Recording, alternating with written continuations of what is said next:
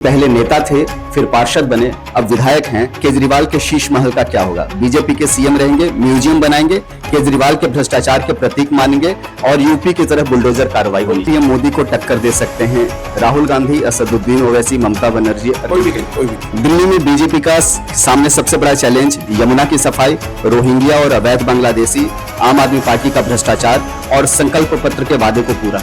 आपकी विधानसभा में सबसे बड़ा चैलेंज मनीष सिसोदिया के भ्रष्टाचारी व्यवस्था को खत्म करना, पटपर्गंज क्षेत्र को दिल्ली का बेस्ट विधानसभा क्षेत्र बनाना और अतिक्रमण पर कार्रवाई।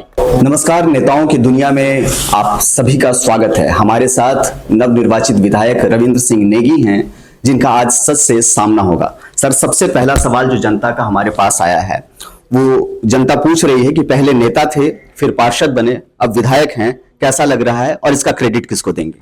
इसका क्रेडिट एक शब्द में माननीय प्रधानमंत्री नरेंद्र मोदी जी को जाएगा, क्योंकि उनकी नीतियों से हम जीत कर आते हैं हर बार। और दूसरा जनता को जाएगा, जिस जनता ने हमें आशीर्वाद दिया। और जनता ने आशीर्वाद तब दिया जब माननीय मोदी जी ने पूरा जनता को सब बताया दिल्ली के बारे में। मुझे लगता है कि वो प्रधानमंत्री की डबल जो नीतियां हैं, जो विकास की नीतियां, उससे लोग प्रभावित हैं और इसीलिए बीजेपी को लोग चुन रहे हैं। चुनाव के दौरान सबसे बड़ा चैलेंज क्या था और संगठन की भूमिका कैसी थी इसमें? संगठन ने ही चुनाव लड़ाया। अगर सही माने में देखा जाए तो आज जो है हम संगठन की बदौलत है। भाजपा हमारी माँ है और माँ हमेशा बच्चों को आशीर्वाद ही देती है और इस संगठन के बलबूते ही हम यहाँ पहुंचे हैं। और 100% अगर किसी को श्रेय दिया जाएगा, संगठन का बहुत बड़ा श्रेय है। आम आदमी पार्टी में बड़ा नाम मनीष सिसोदिया का था। मनीष सिसोदिया का अचानक क्षेत्र छोड़ करके जाना, क्या आपको उस समय उम्मीद लगा था कि आधी जंग तो आप उस वहीं पर जीत गए? हाँ, मुझे लगा था कि जिस भ्रष्टाचारी से हम लड़ रहे थे पिछले 5 साल से, माननीय डिप्टी सीएम यहाँ के रहे और जिनसे हमारी लड़ाई थी, मुझे लगता था कि ये चुनाव लड़ेंगे तो इनको हम हराएंगे इस बार बढ़िया तरीके से। पर वो रण छोड़ के चले गए, तो उससे हमें लाभ तो मिला ही, क्योंकि भाई जो व्यक्ति 3 बार का विधायक हो और रण छोड़ के चले गए हो, तो जनता भी सवाल करती है कि आपने अगर विकास किया तो आप छोड़ के क्यों जा रहे? तो इसलिए हमारी लड़ाई थोड़ी आसान थी, पर चेहरा बड़ा था हमारे आगे भी। अवध ओझा जी बहुत बड़ा चेहरा थे, यूट्यूबर के बादशाह थे और अभी भी है। तो चैलेंज तो बड़ा ही था, पर हम लोग जनता के प्यार से, जनता के आशीर्वाद से और कार्यकर्ता का बलबूते से हम लोग इस जंग को हम जीत पाए। पटवर्धन क्षेत्र में कई लोगों से हमारी बातचीत हुई, जो नॉर्मल पब्लिक है, जो न्यूट्रल पब्लिक है, और उनका यह कहना था कि अगर खुद सिसोदिया होते तो शायद आपका जीत का मार्जिन और ज्यादा होता। हाँ, बिल्कुल सही कहा आपने, क्योंकि सिसोदिया जी से लोग परेशान थे। 13 सालों में जो डिप्टी सीएम रहने के बावजूद भी गंदे पानी की मार झेल लेते लोग सीवर की मार झेल लेते। बदहाल स्कूल थे, स्कूल में बिल्डिंग तो बनाई है पर पढ़ाई नहीं थी। तो लोग चाह रहे थे कि सिसोदिया लड़े, और सिसोदिया लड़ते हुए मुझे लग रहा है 28,000 का मार्जिन 40,000 में पहुंचता। अवध ओझा जी नए फ्रेशर चेहरे थे, तो मुझे लग रहा है जनता ने थोड़ा उनको वोट दे दिया फिर भी। अच्छा, एक आपने वीडियो जारी किया था सर, जिसमें आप दिखा रहे हैं कि कैंप कार्यालय से मनीष सिसोदिया के जो कार्यालय हैं, वहां से एसी, टीवी, फ्रिज सब उठा करके वो ले गए। इसके बारे में क्या कहना है सर, और इस पर किस तरह की कार्रवाई आप करने जा रहे हैं? ये एक्चुअल में क्या है, जो कैंप कार्यालय है माननीय डिप्टी सीएम सिसोदिया जी का कैंप कार्यालय था। 13 सालों से वो कार्यालय रहा और उस कार्यालय में जनता के लिए, सुविधा के लिए वहां पे कुर्सियां लगी थी, सोफे लगे थे, वहाँ कंप्यूटर लगे थे, वहाँ एसी लगे हुए थे, वहाँ साउंड सिस्टम था, वहाँ एलईडी टीवी लगे थे। ये सब चीजें जो विभिन्न डिपार्टमेंट है दिल्ली सरकार के, चाहे डोसूब डिपार्टमेंट हो, चाहे पीडब्ल्यूडी का बिल्डिंग डिपार्टमेंट हो, जीएडी हो, इन तमाम डिपार्टमेंटों से वो चीजें वहां मुहैया कराई थी। और उसके बाद जब हम विधायक बने तो हमें कार्यालय मिलता है। अभी तो ऑफिशियली कार्यालय मिलेगा, पर वो लगभग उसी विधायक का रहता है जो जीतता है। तो मैं गया तो वो सारा सामान वहां नदारत था। जो पीडब्ल्यूडी का जो जेई था, उसको 2 साल हुए आए हुए, उनको नॉलेज नहीं थी कि ये, तो उनको मैंने बताया कि आपको 2 साल हुए, आपके सामने तो ये सामान आया नहीं है, पर जो संबंधित डिपार्टमेंट है आप वहां से लिस्ट मंगाइए कि क्या क्या सामान यहाँ दिया था, और उसके बाद आप जो कार्रवाई कर रही है आप संबंधित डिपार्टमेंट को बोलिए कि भैया ये सामान मंगाइए। तो कल आपने देखा होगा इंडिया टीवी में भी वो मेरे से बोल रहे थे कि नहीं, ये तो जेई मना कर रहे हैं, कि जेई कह रहे हैं कि पीडब्ल्यूडी का सामान था ही नहीं। तो जेई तो आए हुए 2 साल हुए, कार्यालय 2013 का बना, और जेई भी दूसरे वार्ड का है, यहाँ के है भी नहीं, तो उनको तो आधी अधूरी जानकारी थी। तो सही जानकारी है कि ये जांच का विषय है इसमें जांच होनी चाहिए। पहले शराब घोटाले का आरोप उन पर और अब इस तरह से सामान चोरी करना या ले करके जाना, ये नीतिगत तौर पर तो कहीं भी सही नहीं दिखता है। हाँ बिल्कुल गलत है। शराब में आपने देखा होगा शराब की जिस प्रकार दलाली उन्होंने खाई और जेल भी रह के आए और अभी भी मुकदमा चल रहा है उन पर जिस शिक्षा मंत्री ने बच्चों को किताब देने की बात करी थी हाथ में, पर शराब की बोतलें पकड़ा दी। आप देखिए किस तरह का पहली बार देश के इतिहास में हुआ जो शिक्षा मंत्री है वही शराब मंत्री निकले।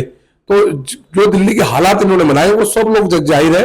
पर विषय इस बात का है कि आप कार्यालय से में सरकारी संपत्ति को आप लेकर जा रहे हैं, तो ये तो आपका बड़ा गंभीर विषय है। अच्छा, एक पब्लिक दिल्ली की भी और देश की जनता एक सवाल आपसे जानना चाहती है। रैली के दौरान लोगों ने एक तस्वीर देखी जब प्रधानमंत्री मोदी ने आपके पैर छू लिए, उसको लेकर के क्या कहना, उस वक्त आपके दिमाग में क्या आया, क्या था? नहीं, वो तो मेरे लिए मोदी जी का बहुत बड़ा आशीर्वाद रहा है। मैंने फिर कहा कि देखो अब लोग कहते हैं कि जो गरीबों के लिए काम करे उसको भगवान ही बोला जाता है। आने वाले समय में हो सकता है आने वाले 100-200 साल में जितने भी पुराने लोग थे उनको आज हम भगवान शक्ति बोलते हैं, तो हो सकता है मोदी जी भी उसी शक्ति की देन है।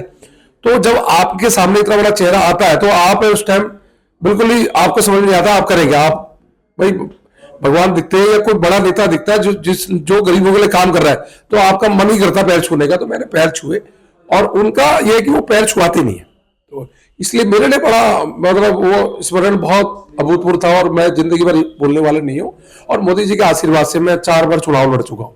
कहीं ना कहीं उनका आशीर्वाद है, इसलिए मैं हर बार चुनाव लड़ जाता हूँ। अच्छा, एक बड़ा सवाल सर, विधानसभा में शपथ लेंगे, कुछ ही टाइम बाकी है, वो कौन मुद्दे होंगे जिसको आप उठाना चाहेंगे आमतौर से पब्लिक के फेवर में? सबसे बड़ी बात जो हर विधानसभा में जो रोहिंग्या और बांग्लादेशी जो इन्होंने बसा रखे वोट बैंक के लिए, जो सुख सुविधाएं उनको दे रखी है और सुख सुविधाएं उनको ऐसी दे रखी है बिल्कुल राशन कार्ड, आधार कार्ड, वोटर कार्ड, मतलब आम जनता का जो इंडिया के निवासी है, भारत दिल्ली का, उसका तो नहीं बन रहा पर उनका बना हुआ है।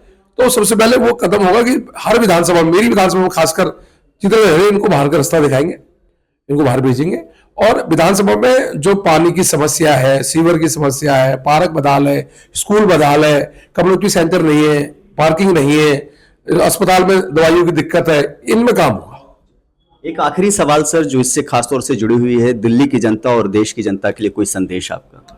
मैं इतना ही कहूंगा कि दिल्ली की जनता को भरोसा रखें मोदी जी पे, और डबल इंजन की सरकार दिल्ली में बन चुकी है और बहुत काम होंगे, इतना ही काम होंगे।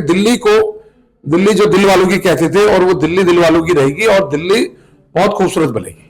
एक अब चलते चलते रैपिड फायर राउंड की हम बात करते हैं सर से। रविंद्र सिंह नेगी हमारे साथ हैं। सर, दिल्ली के बेस्ट सीएम कौन? मदन लाल खुराना, साहिब सिंह वर्मा, अरविंद केजरीवाल, शीला दीक्षित? देखो, मैं किसी के बारे में नहीं बोलूंगा, पर हमारे दोनों बीजेपी के जो थे ये सबसे बेस्ट थे। अच्छा सर, एक सवाल और, इनमें से कौन पीएम मोदी को टक्कर दे सकते हैं? राहुल गांधी, असदुद्दीन ओवैसी, ममता बनर्जी? कोई भी नहीं। सर, दिल्ली में बीजेपी का सामने सबसे बड़ा चैलेंज यमुना की सफाई, रोहिंग्या और अवैध बांग्लादेशी, आम आदमी पार्टी का भ्रष्टाचार और संकल्प पत्र के वादे को पूरा करना। संकल्प के वादों को पूरा करना और जो भ्रष्टाचार हुआ है उसमें इनको जेल भेजना। सर, एक सवाल जो पब्लिक खासतौर से जानना चाहती है, केजरीवाल के शीश महल का क्या होगा? बीजेपी के सीएम रहेंगे, म्यूजियम बनाएंगे, केजरीवाल के भ्रष्टाचार के प्रतीक मानेंगे और यूपी की तरह बुलडोजर कार्रवाई होनी चाहिए? केंद्रीय नेतृत्व, केंद्रीय हमारे ऊपर लोग डिसाइड करेंगे और जो भी होगा जनता के हित में होगा। एक सबसे आखिरी सवाल सर, आपकी विधानसभा में सबसे बड़ा चैलेंज मनीष सिसोदिया के भ्रष्टाचारी व्यवस्था को खत्म करना, पटपड़गंज क्षेत्र को दिल्ली का बेस्ट विधानसभा क्षेत्र बनाना और अतिक्रमण पर कार्रवाई। बिल्कुल, एंक्रोचमेंट बहुत ज्यादा है जो सरकारी संपत्तियों में जो पहले के विधायक और लोगों को बसा गए थे और कुछ विशेष समुदाय के लोगों को बसा गए थे, तो वो मुझे लग रहा है वो खाली करके जनता के लिए पार्क बनाई जाए, उसमें पार्किंग बनाई जाए और सामुदायिक भवन बनाया जाए। वो बहुत बड़ा चैलेंज है मेरे लिए। तो ये आज के एपिसोड नेताओं की दुनिया में हमारे साथ हैं रविंद्र सिंह नेगी थे, जिन्होंने तमाम सवालों के जवाब दिए। मैं उनको भविष्य के लिए शुभकामनाएं भी देता हूं और साथ साथ ये भी कहना चाहूंगा कि भविष्य में आप ऐसे ही तरक्की करते रहें। हमारा आपका साथ हमेशा और दिल्ली की पब्लिक का साथ हमेशा आपके साथ बना रहेगा। धन्यवाद। ONOG न्यूज से अगर कोई सवाल है, कोई सुझाव है तो जरूर आप हमारे साथ शेयर करें।